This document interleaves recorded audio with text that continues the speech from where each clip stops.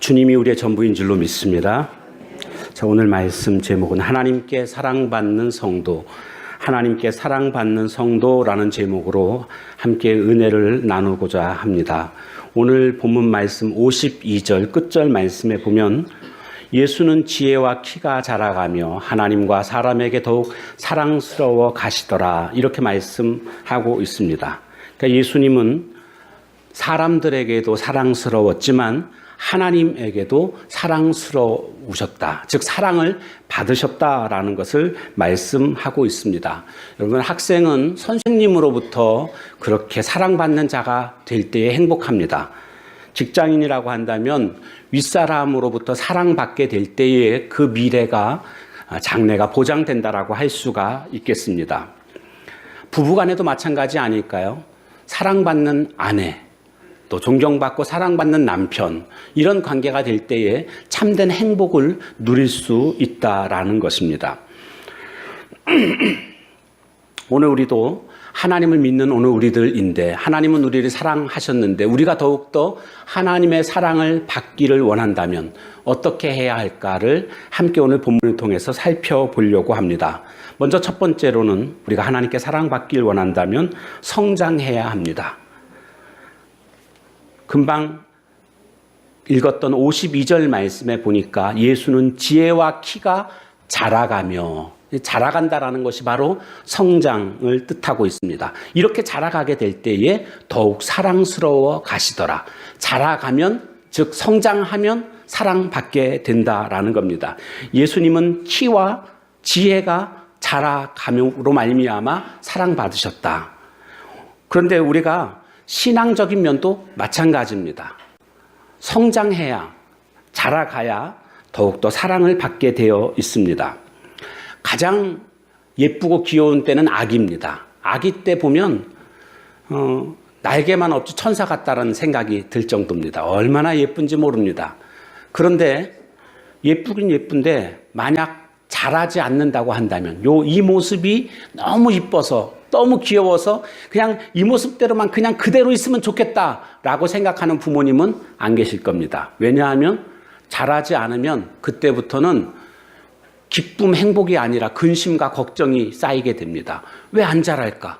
아이가 자라야죠. 그것이 정상적인 모습 아니겠습니까? 농부들은 곡식을 심어놓고 그 곡식이 자라는 것을 보면서 행복감을 느낍니다. 부모님들은 자녀들이 잘 자라는 모습을 보면서 또 행복감을 누리게 됩니다.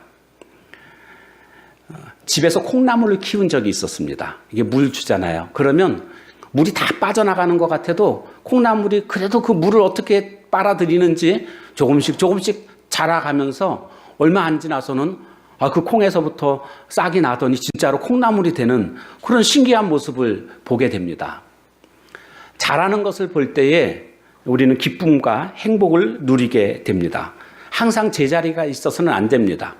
그냥 작년에 2018년도 내가 이만큼 했으니까 2019년도에도 그냥 이만큼만 하면 되겠지. 그것은요, 정지되어 있는 상태입니다. 잘한 상태가 아닙니다. 그래서 2018년도에 내가 이만큼 했으면 이제 2019년도에는 그때보다 더 많이 성장할 수 있는, 우리 가정적으로도 성장하고 인격적으로도 성장하고 우리 교회적으로도 신앙적으로도 더욱더 성장하는 그런 모습이 되어야 할 줄로 믿습니다. 사무엘도 보니까 성경에 보면 아이 사무엘이 점점 자라 여호와와 사람들에게 은총을 더욱 받았다, 이런 말씀이 나옵니다. 아이 사무엘이 자라니까 결국 여호와의 은총도 받게 되더라는 것입니다. 점점 자라가야 되겠습니다. 참 감사한 것은 우리 교회가 지금까지 16년 동안 쉼없이 계속 자라왔습니다. 그리고 또 앞으로도 자라가야 됩니다. 이것은 우리 개인의 욕심이 아니라 하나님의 계획이고 하나님의 뜻입니다. 교회는 점점 성장해야 됩니다.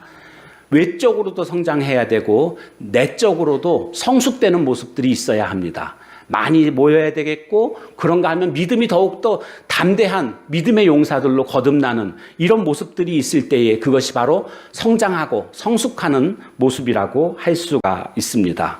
그렇게 성장하게 되면 하나님께로부터 사랑을 받게 되는 것입니다. 두 번째로는 우리가 어떻게 하면 하나님의 사랑을 받게 되는가? 순종하여 받드는 것입니다. 순종하여 받드는 것. 51절 말씀 우리 함께 같이 보도록 하겠습니다. 시작. 예수께서 함께 내려가사 나사렛에 이르러 순종하여 받드시더라. 그 어머니는 이 모든 말을 마음에 두니라. 여기 보니까 순종하여 받드셨다, 이런 말씀이 나옵니다. 육신의 부모님을 받들었다. 근데 받들기 위해서 필요한 것이 바로 순종이었음을 알 수가 있습니다. 근데 순종에는 두 가지가 있습니다. 두 가지 형태가. 그러니까 부모님께 순종하는, 육신의 부모님께 순종하는 모습이 있는가 하면 우리의 영적인 그런 부모님이신 하나님께 순종하는 모습이 있어야 됩니다. 그런데 이 두 개가 부딪힐 때가 있습니다. 부모님께 순종하자니 하나님께 순종하지 못하는 일이 되고, 하나님께 순종하자니 부모님께 순종하지 못하는 일이 되고, 이렇게 부딪힐 때가 있습니다. 우리는 그때에 어떻게 해야 될까요? 부모님께 순종하는 것도 중요하지만 하나님께 순종하는 것이 삶의 우선주의가 되어야 합니다. 그것이 신앙인입니다. 그 주일학교 교육을 시키는 걸 보니까 우리 꿈땅에서 그런 걸 시키는 걸 제가 알게 됐습니다. 연휴가 되면 놀러 가고 싶은 마음들이 생기잖아요. 그래서 우리 부모님들이 이번 주일날은 우리 여행 가자, 이렇게 한 거예요. 그런데 주일학교 꿈땅에서 그 교육을 시켰어요. 주일날 여행 가려고 놀러 가자고 부모님이 말씀하시면 우리 예배 드려야 되니까 예배 드리고 그 다음에 놀러 가요, 이렇게 얘기를 하도록 훈련을 시킨 겁니다. 그랬더니 진짜 아이들이 주일날 놀러 가자고 부모님이 그러면 옛날에는 좋아서 했었는데 지금은 예배 드려야죠. 예배 드리고 그리고 놀러 가자고 이렇게 하는 거예요. 얼마나 귀한 모습인지 모르겠습니다. 왜요? 주일은 주님께 예배 드리는 날이기 때문에, 그렇기 때문에 예배 드리는 것이 먼저라는 것입니다. 그러니까 우리가 신앙인이라고 한다면 신앙인이라는 말 속에는 신앙이 우선이다, 그런 뜻 아니겠습니까? 먼저 주님 앞에 예배드리는 모습이 우리에게 있어져야 됩니다. 그것이 바로 우리가 하나님께 순종하는 그런 모습입니다. 기계도요, 순종하지 않으면 쓰고 싶지가 않습니다. 호치케스 같은 걸 막 찍는데 말이죠. 이게 제대로 안 찍히는 거예요. 계속 삐따닥하게 찍히고, 그럼 종이만 자꾸 찢어지고 막 그러는 거예요. 에이, 못 쓰겠다. 그래가지고 버립니다. 새 거를 삽니다. 말을 잘 듣는 호치케스를 가지고 다시 이렇게 사용하게 되는 것입니다. 매사가 그렇습니다. 개도요, 말을 잘 들어야죠. 그래야 개를 키울 맛이 나는 것 아닙니까? 어느 집사님네 갔더니요, 개 훈련시킨 걸 저한테 보여주시더라고요. 막 자랑하는 거예요. 영어로 하시더라고요. 레프트, 라이트, 하이파이브, 하고, 한 10가지 넘게 순식간에, 한 5초 정도 안 해요. 한 10가지가 넘게 막 훈련을 시키는 걸 막 보여주시더라고요. 깜짝 놀랐습니다. 저는 집 안에서 키우는 강아지는 딱 한 번만 키워봤고요. 바깥에서 그냥 이렇게 큰 강아지들만 키워봤거든요. 그런 기껏해야 손 그러면 이렇게 그 발이거든요. 사실은 손이 아니죠. 근데 이렇게 그래도 손이든 발이든 하여간 얻는 거 그거 하나만 보고도 똑똑하다 막 그랬는데, 요즘에 애완견들은요, 별거 다 하더라고요. 제가 깜짝 놀랐습니다. 말을 잘 들어요. 말을 잘 들으니까 개를 키우는 재미가 있는 거죠. 우리 자식들도 좀 그렇게 말을 좀 잘 들었으면 좋겠습니다. 자식들 키우면 이렇게 말을 안 듣는지, 그냥 자식들 때문에 많이 힘들어하는 그런 부모님들을 우리는 많이 보게 되지 않습니까? 우리가 하나님을 섬긴다는 것은 뭡니까? 하나님을 잘 섬긴다는 것은 하나님의 말씀에 순종하는 겁니다. 순종하지 않으면서 내가 하나님 잘 섬긴다? 그건 말이 안 됩니다. 말씀에 순종하는 것이 하나님을 잘 믿는 것이고 하나님께 섬기는 모습입니다. 아브라함이 하나님께 크게 인정받았습니다. 그래서 믿음의 조상으로 그렇게 세움받게 되는 것을 보게 됩니다. 왜 그랬을까요? 뭐 때문에요? 내 독자 아들 이삭을 바치라, 이 명령에 그가 고민하지 않고 하나님의 말씀에 그대로 순종했기 때문입니다. 순종하니까 하나님이 인정해 주시더라는 것입니다. 자녀들도 순종하면 부모에게 기쁨이 됩니다. 아내도 남편도 서로를 존중하면서 사랑하면서 서로에게 순종해 줄 때에 화목한 가정, 행복을 누릴 수 있는 것 아니겠습니까? 목회자 입장에서도 보면 누가 가장 이렇게 마음에 드는가, 뭐 다들 마음에 들어야 되겠지만 때로는 그렇지 않을 때가 있거든요. 근데 어떤 분들이 좋은가? 목회자 입장에서 그렇습니다. 뭘까요? 순종하는 그런 성도님들. 가라고 하면 가고, 서라고 하면 서고, 우리 새벽 기도회 하니까 나오시라 그러면 나오고, 작정밤 기도회 있으니까 나오시라면 나오고, 하여간 참 순종을 잘 하시는 분들. 고수톱을 잘해야 됩니다. 화투 고수톱이 아니고요. 고, 스톱. 예. 가라고 하면 가고, 서라고 하면 서고, 이걸 잘해야지,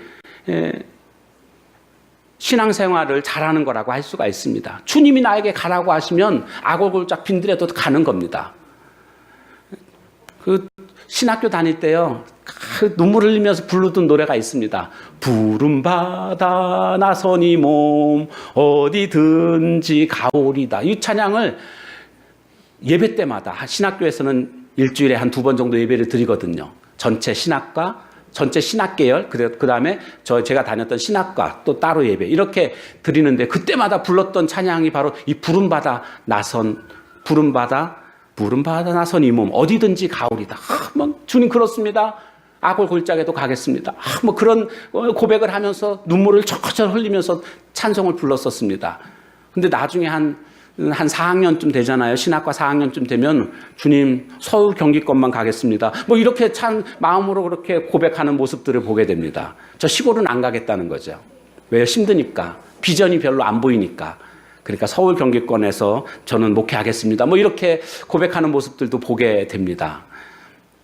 주님 말씀대로 순종하는 자, 바로 그 자가 주님을 잘 섬기는 하나님의 사랑을 받는 자가 되는 줄로 믿습니다.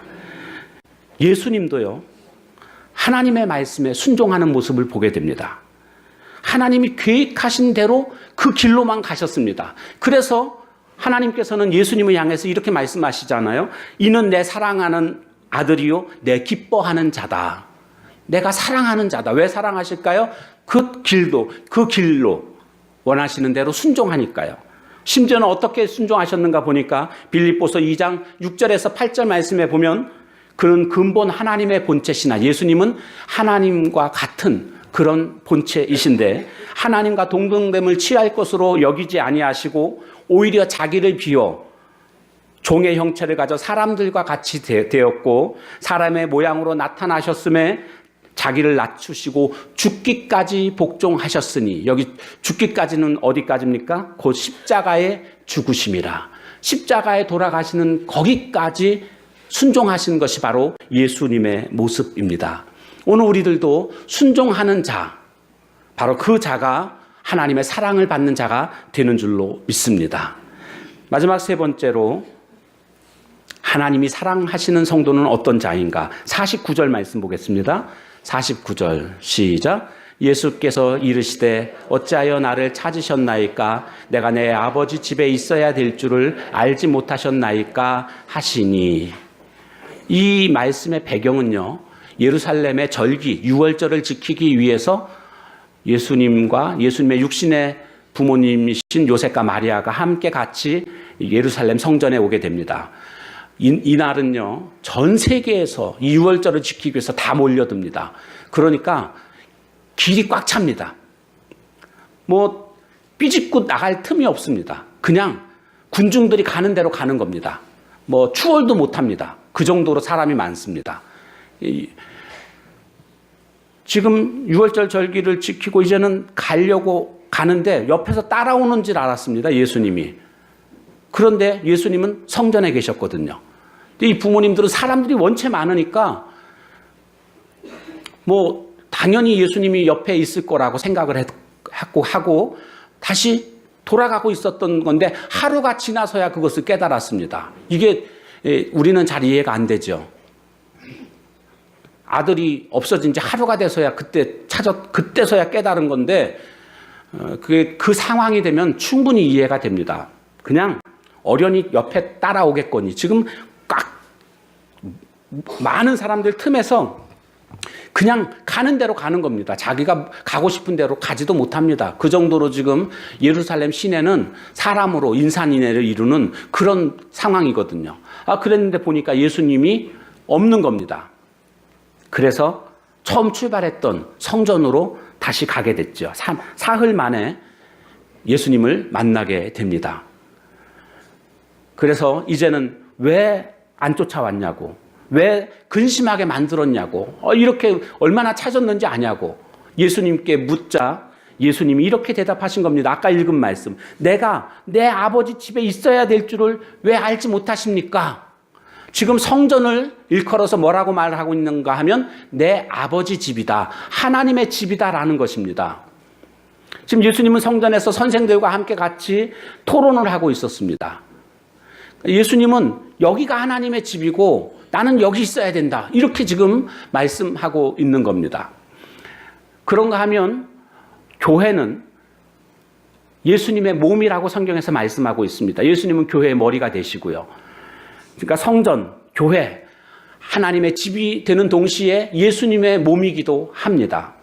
오늘 우리는 이 교회를 사랑하는 모습이 된다면 교회를 사랑하는 것은 곧 예수님을 사랑하는 것이고 예수님을 사랑한다는 것은 곧 하나님의 사랑을 받는 것입니다.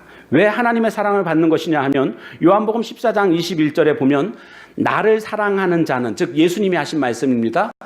나를 사랑하는 자는 내 아버지께 사랑을 받을 것이요 나도 그를 사랑하여 그에게 나를 나타내리라. 이렇게 말씀하고 있습니다. 그러니까 나를 사랑하는 자는 내 아버지께 사랑을 받는다. 하나님께 사랑을 받는다는 것입니다. 그러니까 예수님을 사랑해야 됩니다. 근데 예수님을 사랑한다는 것이 무엇입니까? 교회를 사랑하는 겁니다.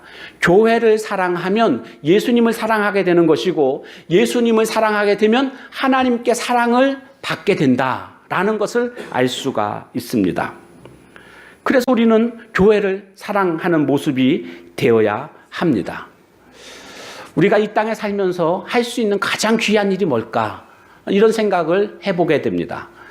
영혼 구원하는 일이죠. 뭐 다른 거 없습니다. 영혼 구원하는 일이 우리가 살면서 가장 값진 그런 행동이라고 할 수가 있겠습니다. 그래서 할 수만 있으면 한 분이라도 더 예수님께 인도하는 것, 이와 같은 자에게는 하늘에서 별과 같이 빛나게 될 것이다. 하나님이 아주 가장 값진 그런 상급을 주시겠다라는 그런 약속의 말씀이기도 합니다. 자, 그런데 영혼을 구원할 수 있는 길이 있습니다. 그것 중에 하나가, 가장 또 귀한 일 중에 하나가 뭐냐면 교회를 세우는 것입니다. 교회를 세우면 그 교회를 통해서 많은 영혼들이 자자손손 구원받게 되는 역사가 일어나게 됩니다. 그래서 교회를 하나 세운다면 아주 귀한 일이 됩니다.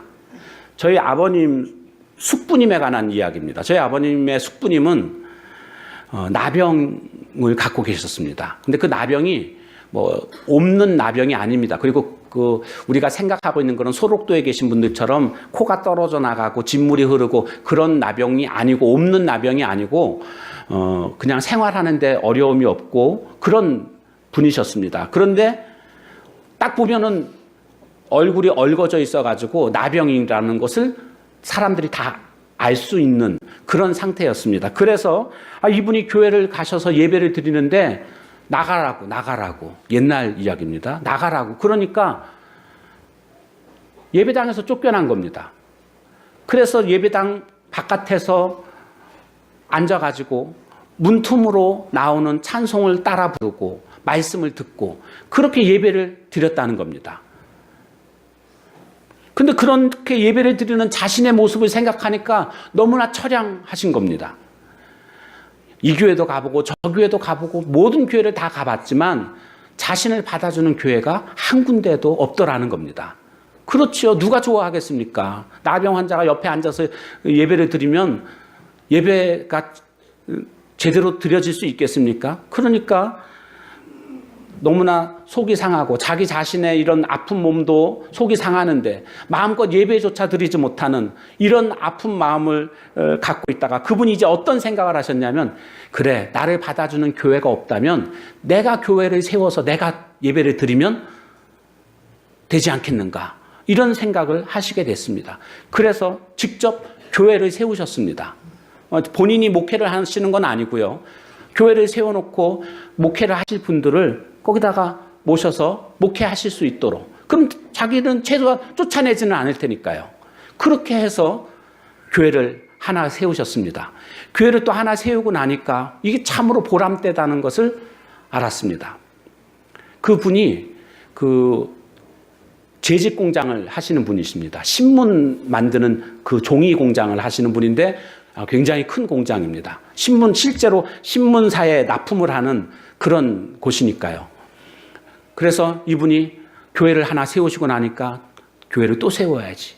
그래가지고 대전 시내에 교회를 12개를 세우셨습니다. 그래서 한 번은 여기서 예배드리고 한 번은 저기 가서 예배드리고 뭐 그러시는 거예요.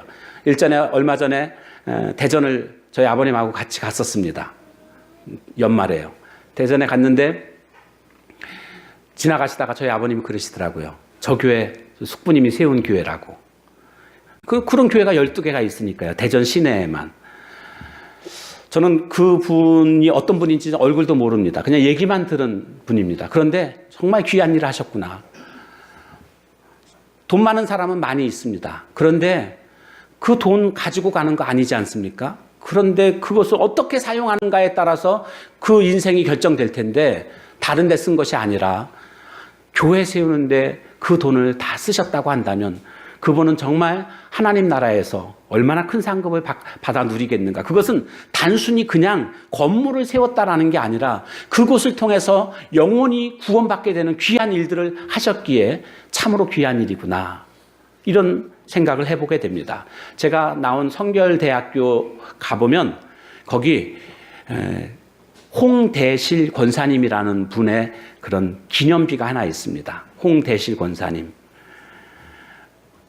안양에 있는 성결대학교는 원래 시작은 서울의 종로구 행천동에 있는 성결교 신학교라는 그런 곳에서부터 시작이 됐던 겁니다. 그러다가 이 홍대실 권사님이 안양에 있는 자신의 땅을 헌납하셨습니다. 그래서 거기에 성결대학교를 세우고 거기 건물들도 다 그분이 헌신하신 것으로 건물을 세웠던 것입니다. 홍대실 권사님, 그분 비석이 이렇게 기념비가 있는데 그 앞에 써 있는 문구가 아직까지도 기억이 납니다. 뭐라고 써 있는가 하면요, 잘 오시고 큰일 하시고 잘 가셨습니다. 이렇게 써 있습니다. 잘 오셨고 큰일 하시고 잘 가셨습니다. 우리의 인생이 한 번뿐인 인생인데 정말 큰일 한번 하고 잘 갈 수 있는 그런 모습이 된다면 얼마나 귀한 모습이 될까요? 이런 생각을 해보게 됩니다. 교회를 사랑해야 됩니다. 여러분들한테 교회 세우라는 뜻 아닙니다. 있으면 세우면 좋지요. 그러나 그 교회 세우는 게 아무나 세우는 건 아니잖아요. 정말 부자들이 할 수 있는 일이고요. 그렇기 때문에 오해는 하지 마십시오. 우리가 할 수 있는 일이 있습니다. 지금 내 위치에서 내가 할 수 있는 일이 뭘까? 교회를 사랑하는 겁니다. 왜요? 교회를 사랑하는 것이 예수님을 사랑하는 것이고, 예수님을 사랑하게 되면 하나님께 사랑을 받게 되는 것 아니겠습니까? 그러므로 교회를 사랑하는 모습을 가져야 합니다. 교회는요, 순교자의 피로 말미암아 세워진 것이 교회입니다. 우리나라 교회가 세워질 때 수많은 선교사들이 피를 흘렸고 그 피값으로 결국 교회가 세워졌던 것을 우리는 보게 됩니다. 이 교회를 우리가 사랑하고 섬기는 것은 당연한 것입니다. 하나님이 기뻐하시는 것입니다. 구체적으로 교회를 사랑하는 방법이 있다면 교회를 자주 찾아오십시오. 교회가 문을 닫아놓고 한적하면 안 됩니다. 그냥 교회는 일주일 내내 시끌벅적해야 됩니다. 와서 기도하고 찬송하고 이런저런 일들, 자꾸 교회를 찾아오십시오. 여러분 커피 좋아하시는 분들은 보니까요, 자꾸 카페 가시더라고요. 거기 가서 자꾸 커피 마시면서 왜요? 커피가 좋으니까요. 그 분위기가 좋으니까. 여러분 하나님을 사랑하고 교회를 사랑하는 사람들은요. 교회에 자주 와야 됩니다. 그것이 교회의 올바른 교회를 사랑하는 성도의 올바른 모습 아니겠습니까? 일주일에 한 번씩 그냥 교회 와가지고 예배 한 번 드리고 돌아가시는 이런 분들이 신앙생활을 정말 열심히 잘한다. 저는 아직까지 본 적이 없습니다. 한 번도 본 적이 없습니다. 일주일에 교회 한 번 나와서 예배드리고 신앙생활에 승리한다. 제가 그런 분들을 아직까지 본 적이 없습니다. 물론 어느 정도는 합니다. 그러나 거기 이상은 넘어서지를 못합니다. 정말 하나님을 사랑하고 교회를 사랑하는 분들은요. 교회에 자주 오게 돼 있습니다. 교회에 필요한 게 뭘까? 그리고 내가 어떻게 헌신할까? 내가 봉사할 일이 뭘까? 자꾸 찾는 겁니다. 그래서 우리 교회에 보면 우리 성도님들 가운데 그런 분들이 많지는 않지만 몇 분이 계십니다. 교회 필요한 거 없을까? 그래서 집에 있는 걸 자꾸 교회에다 갖다 놓으십니다. 커피도 있으면 커피도 막 갖고 오시고. 제가 커피 거 다 산 거 아니거든요. 막 갖다 놓으시는 분들이 있어요. 유자차도 막 갖다 놓으시고, 이것도 저것도 갖다 놓으시고, 집에 아름다운 거 있으면, 이거 교회에 있으면 참 좋겠다. 교회에다 막 갖다 놓으십니다. 하나님 사랑하면 자연스럽게 그런 모습들이 되는 거죠. 그리고 교회가 좀 환경적으로 깨끗해야 됩니다. 그래서 떨어지면 좀 줍기도 하고, 집에서 떨어지면 바로바로 치우지 않습니까? 마찬가지로 교회도 교회를 사랑하는 사람이라고 한다면 교회를 깨끗이 정리하고, 물이 흘렸으면 걸레라도 갖고 가서 닦고, 이런 모습들이 교회를 사랑하는 모습 아니겠습니까? 제가 학창시절에 제 친구들이 있잖아요. 그 친구들은 공부를 굉장히 잘했다거나, 아주 특별한 재능이 있다거나, 그런 친구들은 아니었습니다. 그런데 지금요, 다들 각자의 위치에서 아주 성공적인 인생을 살아가는 모습들을 보게 됩니다. 회계사 사무소 사무장 하고 있고, 또 한 친구는 아주 가깝게 지내는 친구, 또 하나는 병원에 그 옷들을 갖다가 받아서 그것을 세탁해가지고 또 다시 반납하고 그런 공장을 또 운영하고 있고 그렇습니다. 다들 자신의 삶 위치에서 잘 살아가는 모습들을 보게 됩니다.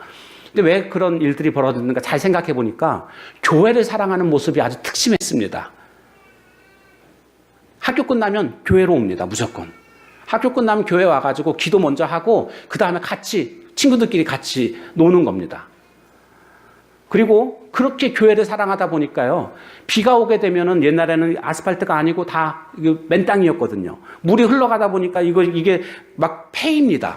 물이 많이 흘러가는 건 폐이니까 와가지고 삽 갖고 와서 그거 메꾸고 이런 일 하고, 겨울이면은 눈만 오면은 무조건 교회로 집합이었습니다. 비상 연락망이 있는 것도 아닌데요. 눈만 오면 어련히 교회로 와가지고 그 넉가래 가지고 쫙 주워가지고 쭉 밀고, 그래서 눈을 다 치우고. 우리 교회 눈이 오면 옥상에 눈이 이만큼이 쌓입니다. 그럼 제가 밀면서 옆에 사람이 좀 있었으면 같이 밀면 재미라도 있을 텐데, 이런 생각이 들기도 합니다. 혼자서 열심히 밉니다. 다행스러운 거는 그래도 잘 밀립니다. 옛날 이 흙 같은 데는요, 돌이 막 있어가지고 밀다 보면 갑자기 턱 부딪혀가지고 아프기도 하고 막 그러거든요. 근데 이 옥상은 싹 코팅을 해놔가지고요, 넉가래로 밀면 금방금방 밀리더라고요. 이거 안 밀면요, 물이 막 셉니다. 비가 새가지고 좀 곤란해집니다. 그래서 눈을 꼭 밀어야 됩니다. 늦추지 말고, 또 굳어서 얼음 되기 전에 빨리빨리 다 밀어야 되거든요. 눈 올 때 한번 보자고요. 눈이 한번 와야 되는데 저는요 그래요. 교회에 와서 저는 즐겁거든요. 교회 쓰레기 모아서 쓰레기 버리고 즐거워요. 하면서 즐거움을 하고 있습니다. 눈 치우는 것도요. 밀면 재밌어요. 그것도 춥지 않고 땀 나고요. 좋더라고요. 근데 이거 이제 한편으로 제가 생각을 합니다. 이 즐거움을 함께 하면 얼마나 좋겠는가. 이런 생각을 좀 해보게 됩니다. 교회를 자주 찾아오십시오. 그것이 교회를 사랑하는 모습입니다. 교회를 좀 아름답게 다듬고 가꾸는, 나무 한 그루도 그렇게 가꾸어야만 그 아름다운 모습을 유지하게 되는 것처럼요. 교회도 사랑하게 되면 자꾸 가꾸고 다듬는 모습들이 있는 겁니다. 무엇보다도 교회를 사랑하는 모습은요, 교회 목회자를 위해서 기도해 주는 일입니다. 그리고 성도님들을 위해서 기도해 주는 일. 이것이 교회를 사랑하는 가장 올바른 그런 모습입니다. 교회 와서 뭐 하겠습니까? 교회는 내 집은 기도하는 집이라 예수님이 그렇게 말씀하시지 않았습니까? 교회 와서 기도하는 겁니다. 제가 아는 목사님 참 부러운 게 있습니다. 이 오산교회라고 있어요. 여기 오산에 가보면 진상만 목사님이라는 그 목사님이 계신데 그분하고 같이 목회자 세미나 우리 교단에서 1년에 한 번씩 하는 게 있습니다. 목회자 동계대학이라고 그래가지고 함께 같이 방을 쓰면서 잠을 자면서 이런저런 얘기를 막 나눴습니다. 그런데 제가 막 자랑을 했습니다. 우리 교회 장로님들 얼마나 좋으신지 제가 정말 존경하고 우리 교회 성도님들 너무너무 순수하셔가지고 너무 행복하게 목회하고 있다고. 저보다 한참 선배 목사님이시거든요. 그랬더니 그 목사님은 아이고 그러냐고, 우리 교회는 그냥 그 장로님들이 막 힘들게 한다고, 막 이런 말씀을 하시는 거예요. 그러면서 난 송 목사님이 부럽다고 막 이렇게 얘기를 하시더라고요. 그래가지고 제가 활짝 기분이 되게 좋아졌어요. 그 교회 많이 모입니다. 저희 교회보다 훨씬 큰 교회고요. 저희 교회보다 더 많이 모이는 그런 아주 목회 잘하시는 그런 목사님이십니다. 근데 그런 목사님이 저를 막 칭찬해 주시면서 그 추켜 세우시는데 기분이 좋아지더라고요. 그래가지고 내가 목회를 그래도 제대로 똑바로 하고 있나 보다. 혼자 그냥 자아도취해가지고요. 막 그랬었어요. 그런데 얘기를 계속 하면 할수록 점점 작아지는 게 느껴지는 거 있죠. 갈수록 이게 아닌데 자꾸 작아지는 거예요. 그 교회 나중에 알고 봤더니요. 매주 화요일 날은 목회자를 위해서 기도하는 날이더라고요. 교인들이 다 저녁 때 되면 화요일 날은 다 같이 와가지고 목회자를 위해서 다 같이 다른 기도 안 하고요. 오직 화요일 날은 무조건 목회자를 위해서 기도하는 날. 이렇게 정해져 있어요. 목요일 날은 교회를 위해서 기도하는 날. 그래서 목요일 저녁에는 다 교인들이 또 와가지고 기도하고. 제가 그분 다시 만나서 얘기를 하려니까 겁이 나서 얘기를 못 하겠더라고요. 이제 부끄러워가지고. 막 제가 자랑했던 게 너무 창피해지고 막 그렇더라고요. 우리가 교회를 사랑한다는 것은 다른 게 아닙니다. 교회를 위해서 기도하고 또 마귀는요. 한 사람만 무너뜨리면 많은 사람을 무너뜨릴 수 있거든요. 그 한 사람이 누구겠습니까? 교회 지도자입니다. 그래서요. 여러분들을 유혹하는 것보다요. 마귀는 저를 유혹하는 게 훨씬 더 많습니다. 여러 가지 방면에서 유혹을 합니다. 근데 제가 이것을 이겨내야지 우리 교회 전체가 다 건강해지는 것 아니겠습니까? 그렇기 때문에 여러분들의 기도가 필요합니다. 자꾸 개인적인 욕심과 교만함과 막 이런 것들이 막 살아나지 않도록 오직 주님 앞에서 겸손하게 그렇게 엎드리는 주님만을 의지하고 주님만을 바라볼 수 있게 해달라고. 주님에 대한 첫사랑 잃어버리지 말고 그렇게 주님 섬기는, 그렇게 교회를 섬기는 그런 목회자 되게 해달라고 여러분들이 그렇게 기도해 주신다면 많이 부족하지만 그래도 주님 뜻대로 목회를 할 수 있지 않겠는가. 이런 생각을 해보게 되는 것입니다. 그래서 교회를 위해서 여러분, 목회자를 위해서 여러분들이 기도해 주시는 것이 교회를 사랑하는 가장 귀한 일인 줄로 믿습니다. 시편 122편 6절에 보면 122편 6절에 보면 예루살렘을 사랑하는 자는 형통하리로다. 여기 예루살렘은요, 교회를 뜻하는 것입니다. 교회를 사랑하는 자는 형통하리로다. 이렇게 말씀해 주고 있습니다. 세상에서요, 아웃사이더가 되면 안 됩니다. 인사이더가 돼야 됩니다. 요즘 줄여서 학생들은 아싸, 인싸 그렇게 얘기하고 있습니다. 교회 바깥의 사람 되지 말고, 세상 바깥의 주변의 인물 되지 말고 중심 인물이 되라. 그래서 인싸가 되라. 이런 얘기를 합니다. 교회에서도 마찬가지입니다. 교회에서 절대 아싸가 되지 마십시오. 교회 안에 인싸가 되어야 됩니다. 그런데 교회에 발을 깊이 들여놓게 되면 겁나는 게 있습니다. 왜냐하면 상처받을 수가 있거든요.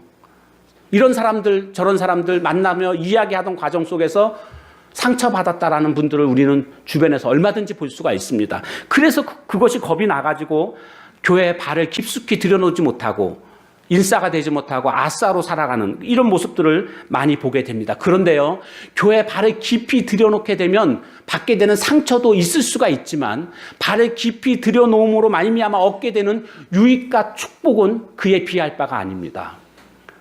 열심히 교회 안에 발에 깊이 들여놓으십시오. 잠언 14장 4절에 보면 소가 없으면 구유는 깨끗하려니와 소의 힘으로 얻는 것이 많으니라. 이런 말씀이 있습니다.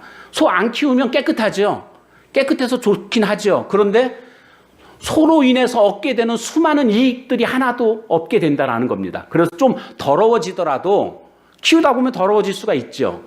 그런다 할지라도 키워서 그 소로 말미암아 얻게 되는 유익이 크기 때문에 소 키우는 것이 옳은 판단이다라는 그런 말씀 아닙니까? 교회도 똑같습니다. 교회 안에 깊숙이 들어오셔서 발을 집어넣으셔서 열심히 봉사하고 충성하다 보면 때로는 상처받을 수도 있지만 그런 충성과 봉사로 말미암아 얻게 되는 놀라운 축복과 유익들이 클 줄로 믿습니다. 부담스럽다고 그렇게 나는 그냥 예배만 잘 드리랍니다. 이렇게 생각하지 마십시오. 여전도회, 남전도회, 그 다음에 순모임, 교사로 내가 할 수 있는, 봉사할 수 있는 것 무엇일까? 내가 섬길 수 있는 것이 어떤 것일까? 교회 깊숙이 발을 들여놓는 2019년도가 되기를 소망합니다. 그것이 교회를 사랑하는 것이고 그것이 예수님을 사랑하는 모습이 될 것이고 그리고 그렇게 되면 하나님께 사랑을 받게 되는 것이고 하나님께 사랑을 받는 자는 형통케 되는 귀한 은혜가 임하게 될 줄로 믿습니다. 말씀을 정리하도록 하겠습니다. 하나님께 사랑받는 자가 되면 더 이상 문제될 것이 없습니다. 왜요? 하나님이 우리를 붙들고 계시고 하나님이 우리의 삶을 책임져 주신다는 것이기 때문에 그렇습니다. 어떻게 해야 될까요? 사랑받으려면 성숙해야 됩니다. 성장해야 됩니다. 2018년도보다는 2019년도에는 내 신앙이 더욱더 성장해야 되겠구나. 계획하십시오. 결단하십시오. 내가 성경을 올해는 꼭 한번 읽어야지. 내가 2019년도에는 꼭 한번 전도해야지. 내가 2019년도에는 내가 1인 하나씩 봉사하라고 기도하고 있는데 한 사람이 하나씩 봉사하라고 했는데 내가 봉사할 게 무엇일까? 봉사를 찾아서 내가 2019년도는 해야지. 예, 바로 그것이 성숙하는, 성장하는 모습입니다. 두 번째는 순종하십시오. 순종하여 받드는 모습. 순종하는 자를 하나님은 사랑하신다라고 약속해 주셨습니다. 아브라함처럼, 다윗처럼, 요셉처럼 하나님의 말씀 앞에 순종하는 모습이 되십시오. 아니, 예수님처럼 순종하십시오. 그리고 마지막 세 번째로는 교회를 사랑하는 성도가 되십시오. 교회를 사랑하게 되면 교회는 예수님의 몸이기 때문에 예수님을 사랑하게 되는 것이고 예수님을 사랑하게 되면 하나님의 사랑을 받게 되는 것입니다. 우리 모두가 2019년도에 교회 안으로 다 들어오십시오. 그래서 나에게 주어진 일 충성하고 봉사함으로 말미암아 하나님의 귀한 형통의 은혜가 함께 하시기를 주님의 이름으로 축원합니다. 시간 함께 같이 기도하도록 하겠습니다. 우리 다 같이 통성으로 함께 같이 기도하죠. 하나님께 사랑받는 그런 2019년도 그런 성도가 되게 해달라고 주신 말씀 기억하면서 함께 같이 기도하도록 하겠습니다. 하나님 아버지, 하나님 오늘 말씀을 통해서 하나님 앞에 사랑받는 오늘 우리들의 모습이 되기를 원합니다. 하나님께 사랑만 받으면 모든 일이 형통케 될 줄로 믿습니다. 예루살렘을 사랑하는 자는 형통하리로다. 이 말씀 그대로 하나님 2019년도에는 형통하는 인생이 살기를 원하는데 하나님을 사랑하는, 하나님께 사랑받는 그런 모습이 되게 하옵소서. 무엇보다도 하나님 오늘 말씀처럼 더욱더 성장하는 한 해가 되게 해주시고 또한 하나님 말씀 앞에 순종하여 받드는 오늘 우리들의 모습이 되게 하시고 교회를 사랑하는 오늘 우리들의 모습이 되게 하옵소서. 그러므로 말미암아 하나님의 뜻을 이루며 하나님께 사랑을 듬뿍 받는 오늘 우리들의 모습이 되게 하옵소서.